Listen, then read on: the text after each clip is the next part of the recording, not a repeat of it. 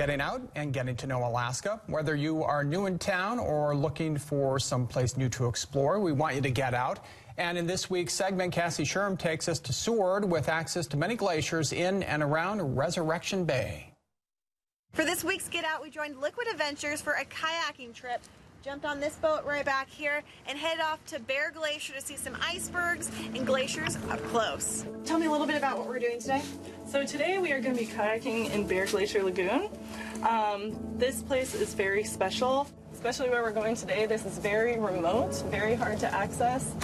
Before we built these boats about 3 years ago, the only way to get into this area was helicopter. Oh wow. So we're going to be paddling around and checking out the ice. It's really, really beautiful. Perfect. Just the tip of the ice. You want to have this nice box shape with your body. And then relax your arms slightly.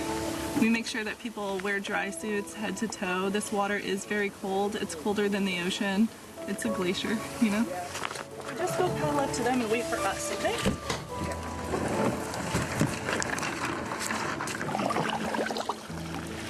Resurrection Bay is a fjord. So at one point, probably 10,000 years ago, that was a glacier that carved out that whole area. All in this lagoon is fresh water made from the glacier. You get a lot of wildlife, you get a lot of marine life. On the shore, you can see mountain goats, black bears, eagles, and then within the water, there are humpback whales, the famous orca, sea otters, Dall's porpoise, all kinds of good stuff. So these glaciers, like Bear Glacier, and Exit Glacier, and all of the glaciers in this national park, they were formed in around the 1800s. There was a mini ice age. When Resurrection Bay, when that used to be a glacier, that was in the last main ice age about 10,000 years ago. All of these are relatively new. All of these glaciers pushed out from the Harding ice field around 1800. And you can get a really good view of that if you go to Exit Glacier as you're driving into the park.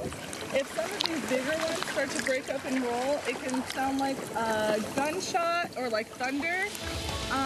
But don't be alarmed, just look at me.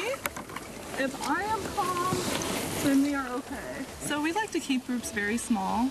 As you can see today, we only had 6 people out here, and we do that for a reason, to keep it a very intimate experience. You guys go to the other glacier as well, right? Yes, we do. Yeah, we will go all over in the bay. We will go and do multi-day trips and pretty much cater to whatever people want to do. Yeah. Why do you think people should get out and go explore Alaska? Well, especially with kayaking, I think kayaking is the best way to get close to nature and not disturb it too much. And it's just a beautiful experience. It's not going to be around forever. It's so special because it's so remote and it takes a lot to get out here. And just the landscape and topography, everything's so dramatic. I mean, it's really Alaska. It's the last frontier. For more information about kayaking here in Alaska, you can go to ktva.com. Cassie Sherm, KTVA 11 News. Beautiful. And Liquid Adventures charges $300 for a half-day kayak trip to Bear Glacier and $550 for a full-day trip. All right, it's Friday.